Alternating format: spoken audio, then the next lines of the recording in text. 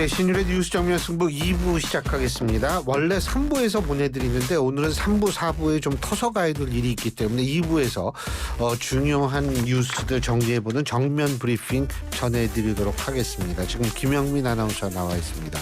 어서 오십시오. 네, 안녕하세요. 아니 근데 저 야탐역 그 8층짜리 건물에서 불 나는 거요. 네. 이게 지금 이거 지금 인명 피해가 진짜 없어야 되는데 아주 걱정이에요. 고립된 분들이 좀 있다고 그러잖아요. 맞습니다. 지금 소방당국이 오후 4시 43분을 기해서 대응 2단계 발령했고요. 화재 진압 중이고 실시간으로 계속 뉴스가 들어오고 있는 상태라서 최종적인 뉴스는 아닙니다만 지금까지 전해진 이야기를 좀 전해드리면 지금 속보 하단 자막을 보면 화재 당시 1층에 있던 사람만 대피를 한 듯하다라는 지금 자막이 좀 흘러나오고 있는데요. 성남시 분당구 야탑동에 있는 지하 5층, 지상 8층 규모의 복합 상가 건물에서 이번에는 큰 불이 났습니다. 오늘 오후 4시 37분쯤 건물 1층에 위치한 식당 주방에서 불이 났다라는 신고가 접수가 됐고요. 대응 2단계가 지금 발령이 됐는데 대응 2단계라고 하면 8개에서 14개 소방서에서 51대에서 80대가량의 장비를 동원하는 꽤 큰 경보령입니다. 현재까지 확인된 인명피해는 없는 것으로 전해지는데요. 소방당국이 불길을 잡는 대로 화재 경위를 조사할 방침이라고 하는데 모쪼록 피해가 크지 않았으면 하는 바람입니다. 지금 건물 옥상에 올라간 고립자들이 있는 것 같습니다. 그렇기 때문에 거기에서 이제 접근을 해서 좀 빨리 구조가 이루어져야 될 것 같은데 문제는 지금 상황으로 봐서는 이게 헬기가 가서 구조하기도 굉장히 좀 힘든 상황이 아닌가 이런 생각이 드는데. 네, 지금 내부에 사람이 고립돼 있다는 신고가 추가적으로 접수가 되고 있다고 해서요. 이들을 구조하는 게 급선무일 것 같습니다. 맞아요. 근데 지금 불길이 너무 센 것 같습니다. 이거 참 여러 가지. 아니 근데 이게 도대체 이게 왜 이런지 모르겠어요. 예? 그러게요. 비행기 그 여객기 사고도 있었는데다가 또 오늘 이 8층짜리 건물에서 이렇게 불이 나고 지금 참 근데 그 제주항공 여객기 참사 이 문제 잠깐 얘기를 할 필요가 있을 것 같아요. 이 참사 현장에서 4곡의 항공기 종의 매뉴얼 일부가 찢긴 채 발견이 됐다고 얘기를 하는데 이게 바로 사고 당시의 상황을 짐작해준 또 단초를 제공한다 이런 얘기도 있나 봐요. 네, 맞습니다. 그 항공기 조종사들이 모든 지식을 다 외워서 할 수가 없어서 당연하죠. 그 항공기 안에 매뉴얼이 비치가 되어 있는데요. 이 조종사들이 보는 보잉 737기 운영 매뉴얼 일부가 이 참사 현장에서 찢긴 채 발견이 됐습니다. 매뉴얼은 책으로 돼 있어서 거의 한 2,000쪽에 달할 정도로 굉장히 두껍다고 해요. 그런데 발견된 종이는 찢긴 채로 발견이 돼 있었는데 여기에는 랜딩 기어를 내린 상태에서 최소 동력으로 날아갈 수 있는 거리 적혀 있었고요. 일부 페이지에는 수면 불시착 관련한 절차도 담겨 있던 것으로 전해집니다. 의도적으로 뜯어낸 것으로 보이는 흔적도 남아 있는데 그러니까 최소 동력으로 날아가려면 어떻게 해야 되느냐 이걸 알아봤다는 건 이 기장과 부기장이 엔진 2개가 모두 꺼진 상태에서 기체를 착륙시키기 위해서 노력한 흔적이 아니냐 이렇게 전문가들이 추정하고 있습니다. 고승희 신라대 항공운항학과 교수는 언론과의 인터뷰에서 이 기장이 부기장에게 얼마나 멀리 갈 수 있는지를 알아보자 또 얼마나 대응할 수 있는지 알아보자 하기 위해서 이 매뉴얼을 꺼낸 것 같다라고 추측을 했고요. 김광일 신라대 항공운항학과 교수 역시 이걸 다 펼쳐놓을 수가 없으니까 필요한 부분을 급하게 뜯어서 이것만 갖고 계산을 하고 판단을 했던 것 같다라고 추정을 했습니다. 정말 그런데 일부 기장들이 이 사고 당시 항공기 조종 상황을 아마 이걸 통해서 추측을 할 수가 있는 모양이에요. 네, 그죠? 다양한 사진, 영상, 기사 그런 정황들이 나타나니까 이런 부분들을 가지고 기장들이 이 부분을 추측하고 있는데요. 유튜브 채널 재테크 읽어주는 파일럿 을 운영하는 이 A씨가 파일럿으로 일할 때 사고가 난 이 737 여객기 기장이었던 것으로 알려졌는데 이 해당 사고에 대한 입장을 냈습니다. 사고 비행기 사진을 자세히 보면 엔진 양쪽에서 화염이 터지고 있는데 결국 양쪽 엔진이 다 나간 것으로 보인다면서 이렇게 되면 랜딩 기어가 자동으로 내려오지 않고 물론 언론에서 모두 이야기하고 있는 것처럼 수동으로 랜딩 기어를 내릴 수가 있는데 이 절차를 수행하는 데만 5분 가량 걸린다고 합니다. 그런데 메이데이를 선언하고 땅에 랜딩을 할 때까지 2분이 걸리지 않았다라는 걸 고려하면 이 수동으로 랜딩 기어를 내릴 시간도 없었지 않나라고 추측을 했고요. 그리고 엔진이 나가면 조종관이 유압 시스템이 고장이 나서 엄청 뻑뻑해진다고 해요. 사람의 힘으로 그걸 돌리기가 굉장히 어려워지는데 그래서 부기장도 같이 이 조종관을 잡고 있었기 때문에 기장, 부기장 모두가 이 랜딩 기어를 내릴 여력이 없었을 것이다라고 추측을 했습니다. 그리고 처음에는 엔진이 하나만 나갔다고 생각을 하고 고어라운드를 했을 것으로 보이는데 고어라운드를 하고 나서 반대편 엔진도 나간 걸 인지해서 이렇게 엔진 2개가 모두 나가면 무조건 활주로 방향으로 비행기를 틀도록 되어 있답니다. 그래서 어떻게든 많은 사람들을 살릴 수 있는 최선의 선택을 한 것이 빠르게 활주로에 착륙하는 것이었다라고 이야기를 하고 있더라고요. 어쨌든 이 사고 여객기 기장 돌아가셨지만 최선을 다했다라는 그런 부분을 우리가 알 수 있게 하는 것 같은데, 그런데 이게 제일 중요한 게 뭐냐면 콘크리트 둔덕, 이게 거의 뉴스에 매번 나오고 있잖아요 지금. 네, 예? 그렇습니다. 그 둔덕이 법적으로 규정상으로 어떤 문제가 있는지 이런 부분에 대한 이야기들이 뉴스에서 많이 나오는데 조종사들도 이 콘크리트 둔덕에 대한 이야기를 하더라고요.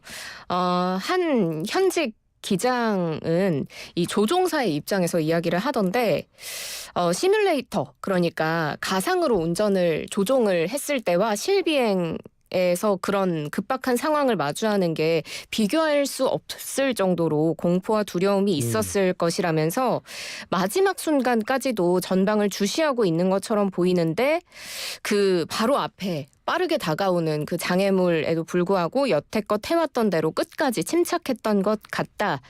이렇게 이야기를 했고요.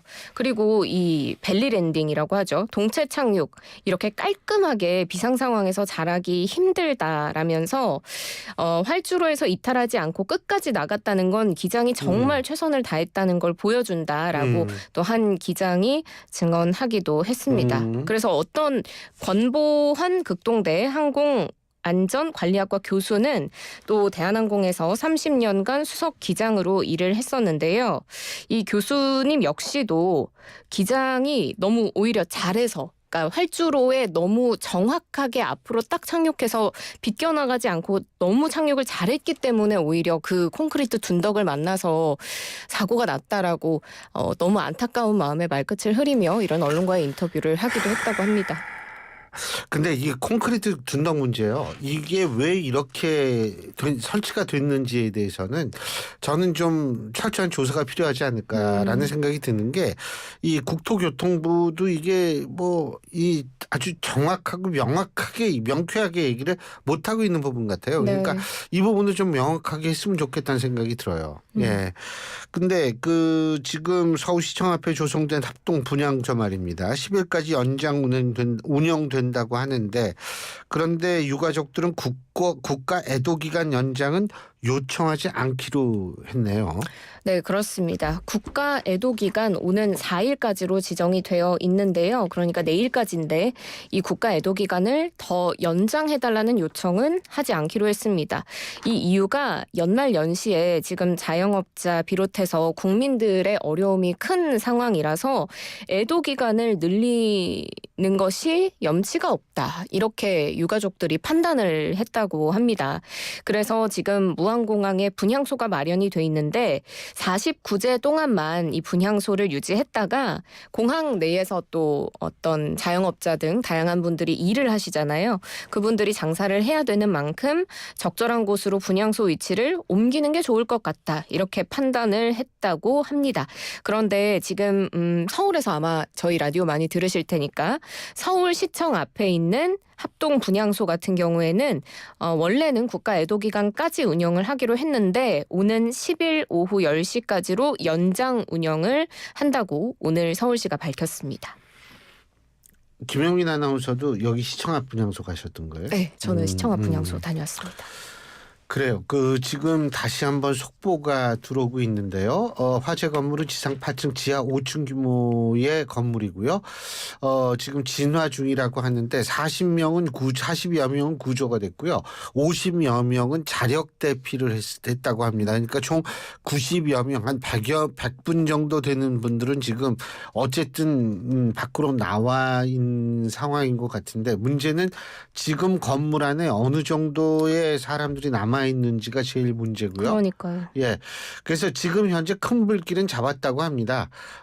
잡았다고는 하는데 어쨌든 그 건물 안에 몇 사람이 더 있는지는 아직 밝혀지지 않고 있기 때문에 저희가 계속 소식이 들어오는 대로 말씀을 드리겠습니다. 네, 일단 소방이 이 대응 단계도 2단계에서 1단계로 하향을 한 상태이기는 하거든요. 추가적으로 인명피해 이야기 들어오지 않기를 바라지만 혹시 있으면 저희가 전해드리도록 하겠습니다. 글쎄 말이에요. 없어야 되는데 정말 요새 진짜 온 국민이 우울증에 빠지게 생겼어요. 예? 이게 12월 3일 날 그 비상계엄인가 뭔가 그거 선포하면서부터 사람들이 놀란 데다가 거기에다가 여객기 참사 대통령 탄핵 계속 이렇게 큰 문제만 있는데 이번만큼은 조금 좀 희생자가 없었으면 좋겠다는 마음이 정말 간절한데 더군다나 오늘 아침에 봤죠. 아침부터 대통령 네, 그렇죠. 체포하러 간다고. 그렇죠. 근데 결국은 윤 대통령의 체포영장 집행 중단됐잖아요. 그죠? 네, 그렇습니다. 내란 우두머리 혐의를 받고 있는 윤석열 대통령에 대한 체포영장 집행을 공수처가 시도를 했는데 대통령 경호처가 이를 강하게 저지하면서 영장 집행이 5시간 이상 대치된 끝에 결국에 불발됐습니다. 공수처가 오늘 오후 1시 36분에 이 출입 기자단에게 공지를 보냈는데 계속된 대치 상황으로 사실상 체포영장 집행이 불가능하다고 판단을 하고 집행 저지로 인한 현장 인원들의 안전이 우려돼서 집행을 중지했다고 밝혔습니다. 향후 조치는 검토한 후에 결정할 예정이라고 밝히면서 이 법에 의한 절차에 응하지 않는 피의자의 태도에 심히 유감을 표한다고 했습니다. 사실 공수처에서 1차 저지선, 2차 저지선, 3차 저지선까지 갔었는데 결국 관저 200m 앞에서 이 군인과 대통령 경호처 200여 명이 인간 벽을 세워서 이렇게 스크럼을 짜고 있는 그 상황에서 더 이상 집행을 할 수가 없다라고 판단을 한 것으로 보이고요. 집행 과정에서 각 단계별로 크고 작은 몸싸움도 있었던 것으로 전해집니다. 체포영장의 유효기간 오는 6일까지니까 계속해서 살펴봐야겠습니다. 제가 오늘 몇 군데 외신하고 인터뷰를 했는데 이게 외국에서 제일 관심을 두는 거는 오늘 그 부분이 그러니까 군이 실제로 좀 동원이 됐느냐 이 부분에 관심을 굉장히 많이 갖더라고요. 그런데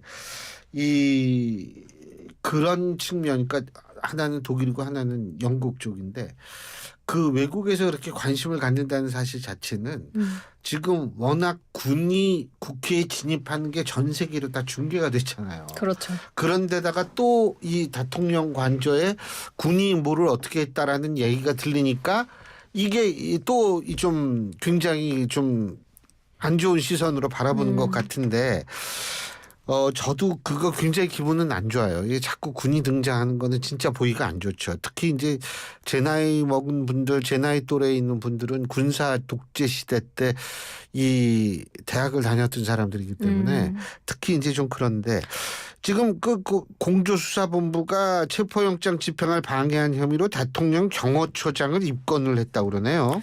예, 그렇습니다. 지금 공조수사본부에서 이 체포영장 집행을 방해한 혐의로 박종준 대통령 경호차장에 대해서 또 특수공무집행 방해 혐의로 입건을 했고요. 내일까지 출석을 해달라라고 요구를 한 것으로 전해집니다. 수사관이 이 체포영장 집행 과정에서 경호처장 박종준 처장에게 체포영장 제시하고 협조를 해달라라고 요청을 했는데 박 차장이 경호법 그리고 경호구역을 이유로 수색을 불허한다는 입장을 전한 것으로 파악이 됩니다. 지금 그래서 이 박종준 경호처장에게로 또 관심이 쏠리고 있는데요. 윤 대통령의 가장 가까운 거리에서 지금 수행을 하면서 최후의 방어선 역할을 하고 있다. 이런 평가들이 나오더라고요. 근데 이 사람이 그렇게 똑똑하대요. 네, 맞습니다. 지금 언론을 통해서 나오기로는 경찰대를 수석으로 졸업하고 대학을 재학하는 중에 행정고시에 합격해서 경찰청 차장까지 오른 기획통 인사로 평가를 받고 있습니다. 어떤 정치적인 활동에 대한 이력까지 지금 공개가 되고 있던데요. 2012년 19대 총선 때 국민의힘 전신인 새누리당 후보로 충남 공주에 출마를 했다가 낙선을 했고요. 박근혜 정부 시절에는 청와대 경호실 차장에 임명이 됐습니다. 2016년 20대 총선 때 세종시에 다시 출마를 또 했는데 이때 재차 고배를 맞은 바가 있고요. 지금 이 계엄 국면에서는 윤 대통령의 지시로 이 내란 사태 당일에 조지호 경찰청장, 김봉식 서울경찰청장을 삼청동에 있는 대통령 안전가옥으로 부른 인물로 전해집니다. 제 기억으로는 2024년 12월 7일 정도 됐을 거예요. 대통령이 수사에 당당히 임하겠다. 뭐 끝까지 싸우겠다 이런 얘기를 했거든요. 네. 그러니까 저는 윤 대통령이 뭐 억울한지 안 억울한지 모르겠어요. 근데 억울할 수도 있겠죠. 그럴수록 더 당당히 수사를 받아야 되는 것 아닌가. 둘째 뭐냐면 최소한도 이게 뭐 여러 가지 문제점이 있다고 하더라도 대통령이면 일단은 사법적 혹은 제도적 절차에 순응하는 모습을 보여야만 제도 전반에 관한 신뢰가 생길 수 있는 거거든요. 근데 이렇게 했을 때 과연 대통령이 제도를 신뢰 뭐 여러 가지 문제라고 주장하면서 제도에 대한 신뢰를 좀 깎아먹는 것 아닌가. 그런데 개인적인 궁금함인데 예. 그러면 이렇게 뭐랄까요 집행에 약간 협조적이지 않은 모습을 보이는 게 나중에 탄핵 심판에 부정적인 영향을 미칠 수도 있을까요? 제가 아까 노희범 변호사님한테 제가 물어봤는데 네네네. 노희범 변호사님 입장에서는 뭐냐면 그게 부정적으로 영향을 미칠 가능성이 있다는 거죠. 그리고 왜 그러냐면 지금 이게 수사와 탄핵 심판이 같이 가잖아요. 네, 그렇죠. 그러면은 탄핵 심판 박근혜 전 대통령 탄핵 당시에도 사실은 그 수사 기록 같은 것들이 이제 헌법재판소에서 상당히 참고를 많이 한 것으로 저는 알고 있는데 제가 알고 있는 범위 내에서는요. 그런데 만약 이것이 이제 그쪽으로 넘어가게 되면 그 수사 기록뿐만이 아니고 그 수사에 관련한 행위도 같이 넘어가는 거 아니에요? 그렇죠. 그렇게 되면 제가 볼 때에는 이건 좀 근데 그럼에도 불구하고 비협조적으로 이렇게 나오는 이유는 저는 그건 모르죠. 그건 모르는데 최소한도 대통령으로서 저는 그렇게 바람직한 모습으로 비춰지지 않는 거는 사실이에요. 그러니까 제가 얘기하는 거 억울하다? 억울할수록 수사에 더 적극 임해야 되는 거 아닙니까? 그래서 억울함을 풀어야지. 그러면 어떤 방법으로 억울함을 풀겠다는 거예요. 예? 그러니까 자기 주장으로 억울함이 풀릴 수는 없는 거 아닙니까? 그거 참 그런데 윤 대통령 그 측의 입장은 뭐 계속 뭐가 불법이고 이런 얘기 계속 나오는 거잖아요. 네, 맞습니다. 윤갑근 변호사가 입장을 밝혔습니다. 경찰 기동대 병력 동원해서 물리력을 행사하면서 강제로 이렇게 체포영장을 집행하려고 한 것에 대해서 유감스럽게 생각한다면서 공수처가 법을 준수해서 업무를 집행할 걸 강하게 요구한다. 이렇게 이야기를 했습니다. 법을 준수하지 않았다라고 윤 대통령 측은 보는 것 같고요. 국회의 입장도 좀 살펴보면 먼저 국민의힘 이 체포 시도가 중단된 직후에 권영세 비대위원장이 긴급 기자회견을 열었습니다. 이 공수처의 체포영장 집행 시도가 대단히 불공정하고 월권적인 부당한 행위다 이렇게 주장을 했거든요. 그래서 공수처와 정치 판사의 부당 거래다라고 이번 사태를 규정하면서 수사 권한도 없는 공수처가 판사 쇼핑을 해서 영장을 발부받은 거다. 이렇게 굉장히 부정적으로 평가를 했습니다. 또 대통령은 도주, 증거인멸 우려가 없기 때문에 강제가 아닌 임의 수사를 해야 한다라는 입장이고 반면에 민주당에서는 이 영장 집행이 중단된 것에 대해서 유감이다라고 표하면서 직접 인용을 하자면 국민들이 윤석열의 구질구질함을 다시 확인하셨을 것이라면서 법적 책임을 다하겠다는 말은 새빨간 거짓말이었다. 이렇게까지 굉장히 수위 높은 발언을 했습니다. 이게요, 정당이 자꾸 이렇게 사법부가 뭐 정치 판사다 뭐다, 이거는 그 판사의 어떤 판단이 옳고 그른 걸 떠나가지고 이런 얘기를 하는 것 자체가 상권 분립에 이거는 지대한 좀 침해 행위라는 해석될 여지도 있기 때문에 저는 이런 부분도 굉장히 조심해야 된다고 생각을 해요. 그거는 여야 모두 공히 제가 꼭 말씀드리고 싶은 건데, 아니 하거나 억울하면 좀 그걸 자기가 나가서 당당하게 나가서 제일 좋은 건 뭔지 아세요?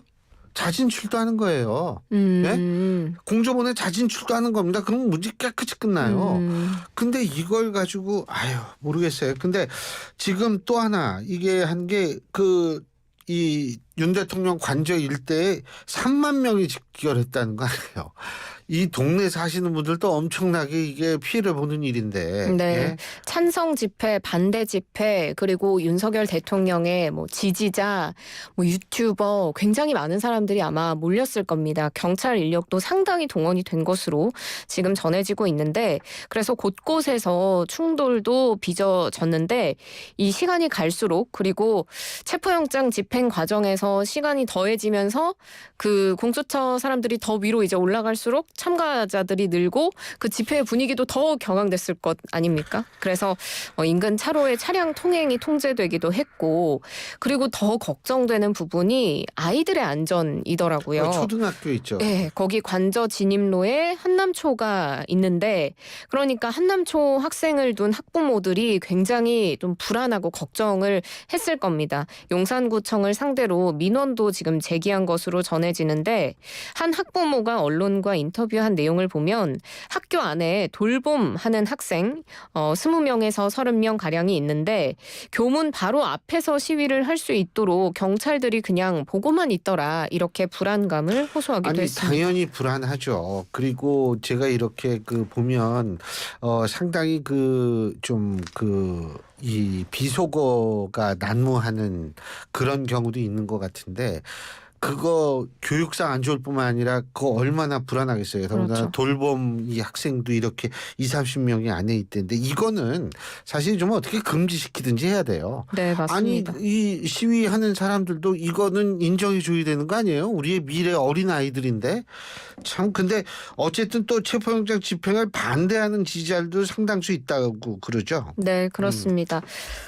윤 대통령 지지자들이 이 관저 앞에 많이 모였는데 체포영장 집행이 중지가 되니 일제히 환호성을 내질렀습니다. 한 지지자는 절대로 윤석열 대통령은 흔들리지 않는다. 더 이상 대한민국에 윤 대통령 체포는 없다. 이렇게 외치기도 했고 일부 지지자들은 눈물을 보이기도 했습니다. 이번 집회에 참가한 인물 중에 가장 화제가 되는 인물이 아닐까 싶은데 가수 김은국 씨가 또 체포 저지 집회에 참가를 했습니다. 역대 대통령 중에서 윤석열 대통령만큼 잘한 사람이 어디 있느냐. 우리가 똘똘 뭉쳐서 막아내야 한다. 유튜브를 보고 있는 해병대 분들도 이곳으로 모여달라. 이렇게 발언을 했거든요. 그런데 이 집회에서 해병대를 언급하니까 또 다른 해병대 전우들이 반감을 드러내는 그런 일도 있었습니다. 유튜브 채널, 그러니까 김은국 씨의 유튜브 채널 댓글에 한 누리꾼이 이런 댓글을 답니다. 최상병 사건 이후로 해병대 선후배 전우들이 김은국 씨를 더 이상 해병대로 인정하지 않기로 했다. 정치적인 모임에서 해병대 언급하지 말아달라. 이런 글들이 달리는데 이제 김은국 씨가 너희만 해병대냐 이렇게 이야기를 하면서 그런 온라인 공간에서 충돌이 빚어지기도 했습니다. 빨리 이런 일들이 좀 어떻게 결론이 나야 되는지 참 걱정입니다. 이렇게 우울한 소식만 있는 게 아닙니다. 반가운 소식도 있는데 2024년 우리나라 출생자 수가 9년 만에 증가했다고 그러네요. 네, 그렇습니다. 9년 만에 드디어 2024년 주민등록 인구 통계 분석을 했더니 출생자가 증가했다는 소식을 행안부가 오늘 전했습니다. 예. 저출생 절벽이었기 때문에 굉장히 희망적인 뉴스라고 볼 수가 있겠고요. 주민등록 인구의 평균 연령을 다 따져봤더니 45.3세였다고 합니다. 주민등록 인구 중에 가장 비중이 많은 나이대는 50대였고요. 이어서 60대, 40대, 70대 이상, 30대, 20대, 10대, 10대 미만 이렇게 이게 베이비 붐거거든요. 네, 네. 젊어질수록 어려질수록 수가 줄어드는 그런 양상을 보였습니다. 그리고 수도권과 비수도권의 인구 격차도 더 늘어나면서 수도권 쏠림 현상을 좀 더 볼 수가 있었습니다. 예, 그러니까 수도권도 이제 서울은 인구가 줄고 있고 경기도 지역이 늘고 있거든요. 예, 근데 어쨌든 전체 인구는 줄었다고 그러더라고요. 네, 그렇습니다. 출생자 수는 늘었는데 인구는 5년 연속으로 지금 감소세입니다. 지난해 5,121만 7,221명으로 2023년보다 다소 줄어든 수치를 보였는데요. 사망자 수 작년에 36만 757명으로 2023년 대비해서 2% 가까이 사망자가 늘어났습니다.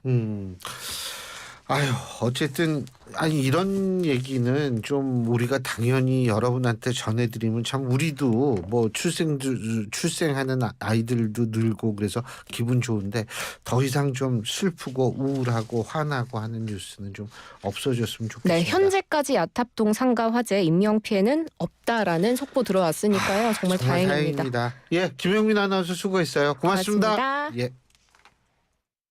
클릭 말고 지우세요. 받지 말고